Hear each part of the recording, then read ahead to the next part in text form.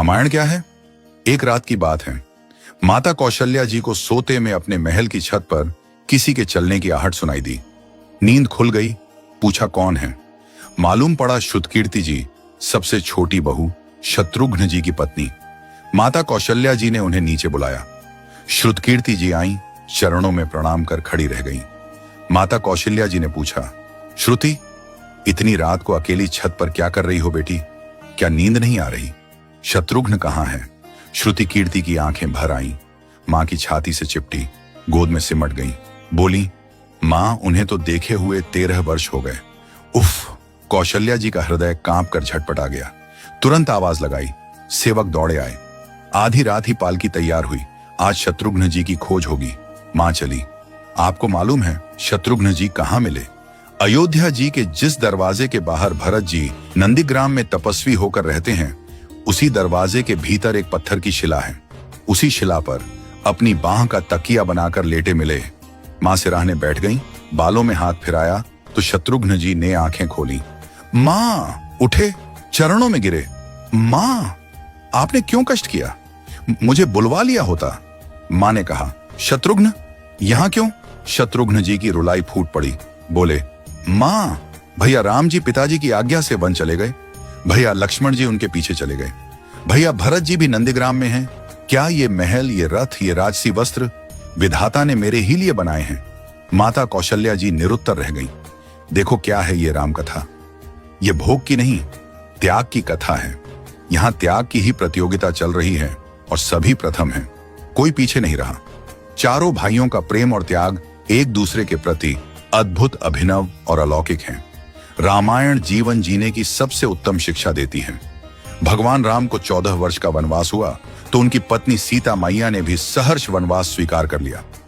परंतु बचपन से ही बड़े भाई की सेवा में रहने वाले लक्ष्मण जी कैसे राम जी से दूर हो जाते? माता सुमित्रा से तो उन्होंने आज्ञा ले ली थी वन जाने की। परंतु जब पत्नी उर्मिला के कक्ष की ओर बढ़ रहे थे तो सोच रहे थे कि मां ने तो आज्ञा दे दी, परंतु उर्मिला को कैसे समझाऊंगा, क्या बोलूंगा उनसे? यही सोच विचार करके लक्ष्मण जी जैसे ही अपने कक्ष में पहुंचे तो देखा कि उर्मिला जी आरती का थाल लेके खड़ी थीं और बोली, आप मेरी चिंता छोड़ प्रभु श्री राम की सेवा में वन को जाओ। मैं आपको नहीं रोकूंगी। मेरे कारण आपकी सेवा में कोई बाधा ना आए, इसलिए साथ जाने की जिद भी नहीं करूंगी। लक्ष्मण जी को कहने में संकोच हो रहा था, परंतु उनके कुछ कहने से पहले ही उर्मिला जी ने उन्हें संकोच से बाहर निकाल दिया। वास्तव में यही पत्नी का धर्म है। पति संकोच में पड़े उससे पहले ही पत्नी उसके मन की बात जानकर उसे संकोच से बाहर कर दे। लक्ष्मण जी चले गए, परंतु 14 वर्ष तक उर्मिला ने एक तपस्विनी की भांति कठोर तप किया। वन में प्रभु श्री राम माता सीता की सेवा में लक्ष्मण जी कभी सोए नहीं, परंतु उर्मिला ने भी अपने महलों के द्वार कभी बंद नहीं किए और सारी रात जाग जाग कर उस दीपक की लौ को बुझने नहीं दिया।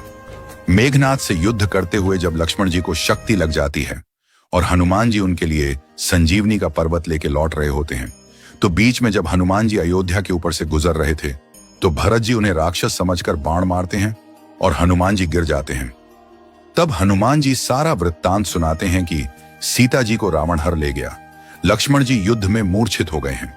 ये सुनते ही कौशल्या जी कहती हैं कि राम को कहना कि लक्ष्मण के बिना अयोध्या में पैर भी मत रखना, राम वन में ही रहे।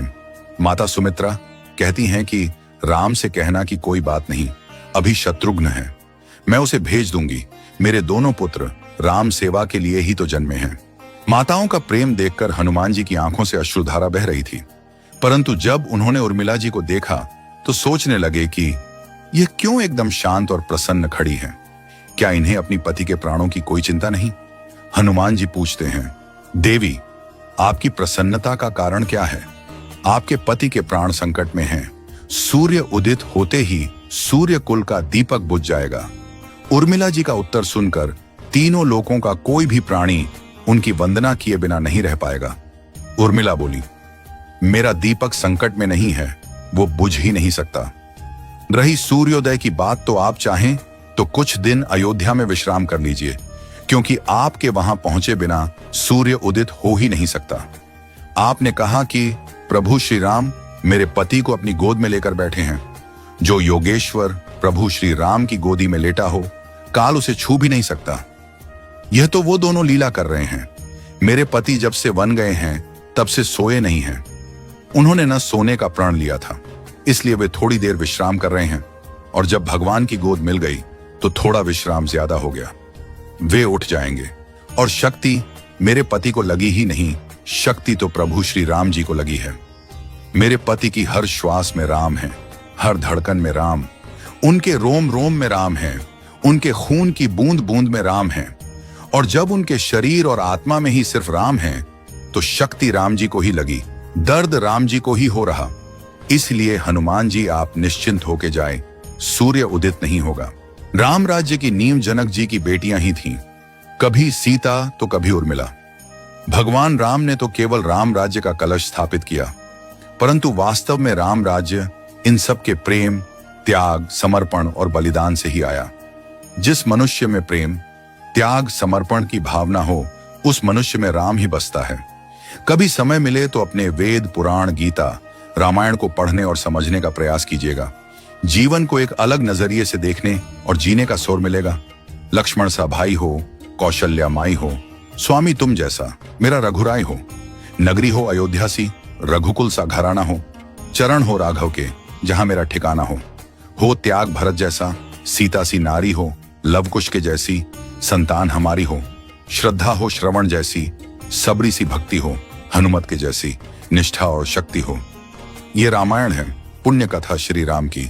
जय जय श्री राम।